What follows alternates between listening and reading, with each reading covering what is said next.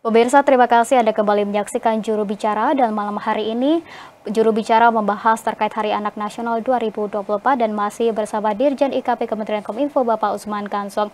Pak Dirjen, kita lanjutkan pembicaraan malam hari ini. Pak Dirjen, seperti kita ketahui bahwa banyak pemberitaan juga anak-anak ini di bawah umur 10 tahun ini terlibat juga dalam judi online. Nah, bagaimana Pak Dirjen melihat hal ini dan juga perkembangan saat ini seperti apa Pak Dirjen?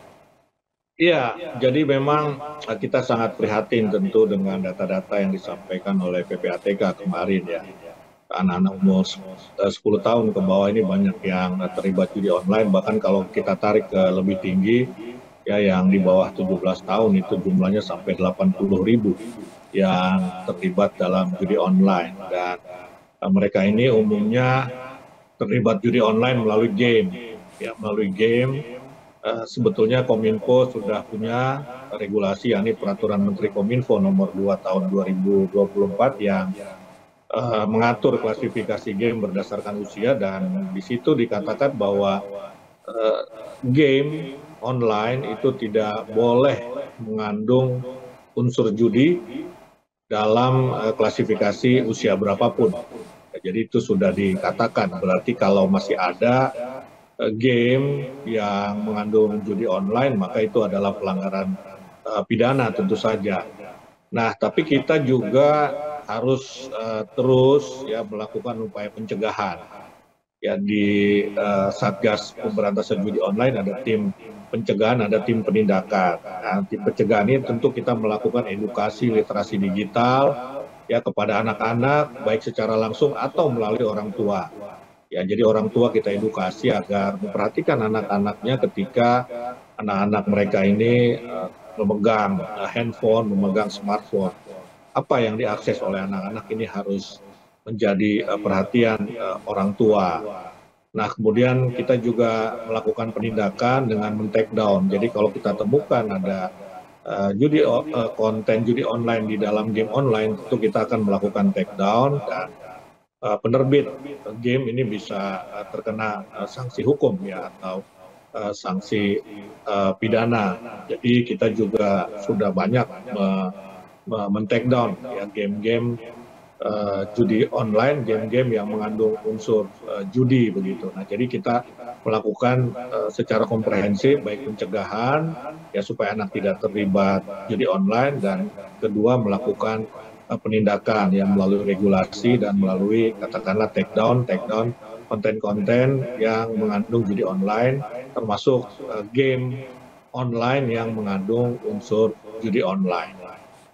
Ya, pengawasan orang tua menjadi hal terutama dalam pencegahan agar anak-anak ini tidak terlibat dalam judi online begitu ya Pak Dirjen, dan juga sesuai dengan salah satu subtema dalam peringatan Hari Anak Nasional 2024 yakni digital parenting. Nah, kemudian Pak Dirjen ada salah satu subtema juga yang hal ini berkaitan dengan Kementerian Kominfo yakni literasi digital, yang mana hal ini tidak jauh dengan banyaknya temuan anak yang menjadi korban akibat penyalahgunaan internet seperti adiksi gawai, kemudian adiksi game online, kemudian judi online yang tadi sudah dibahas, dan juga banyaknya anak yang data pribadinya ini tersebar sehingga mendapat kekerasan. Nah, kemudian yang menjadi pertanyaan Pak Dirjen, bagaimana pendekatan yang dilakukan Kominfo untuk mengatasi hal ini?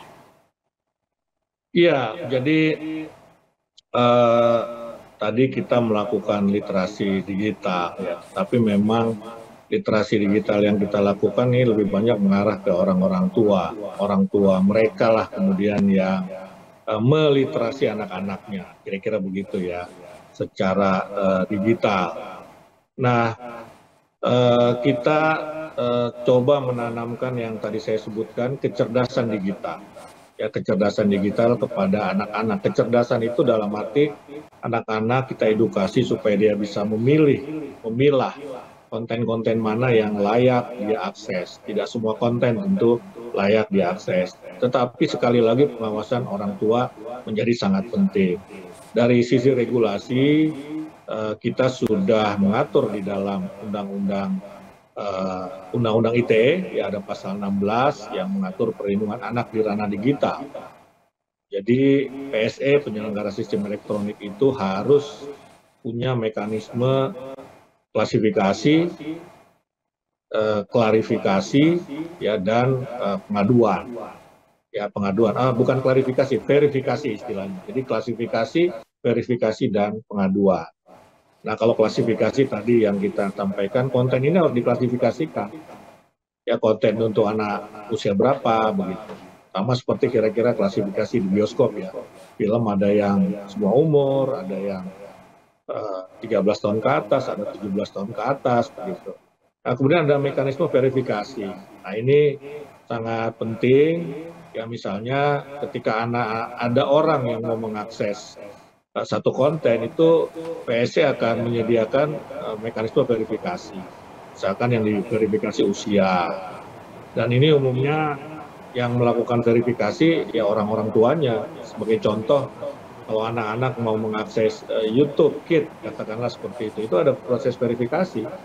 Ya ditanya umurnya berapa, orang tuanya usianya berapa, dan seterusnya gitu. Dan ada mekanisme pengaduan. Jadi kalau kita mendapatkan kiriman konten-konten yang tidak berkenan kita dengan konten tersebut, kita bisa melapor, bisa mengadukan. Kemudian siapa platform digital ataupun PC akan menghentikan penayangan atau pengiriman konten-konten yang tidak sesuai dengan yang kita harapkan. Nah, saya kira ke depan memang bukan hanya literasi digital buat orang dewasa, tapi juga buat anak-anak. Tinggal lagi nanti metodenya seperti apa.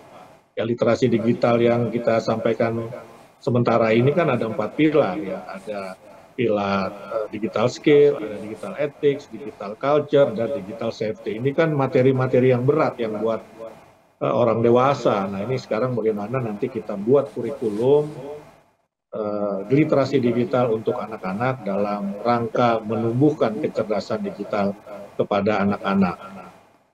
Ya, meningkatkan kecerdasan digital ini menjadi salah satu bentuk pendekatan begitu yang dilakukan oleh Kementerian Kominfo. Baik Pak Dirjen, ada satu pertanyaan lagi terkait kasus kekerasan terhadap anak, namun kita akan membahasnya usai jeda pariwara berikut ini. Pemirsa, tetaplah di Juru Bicara.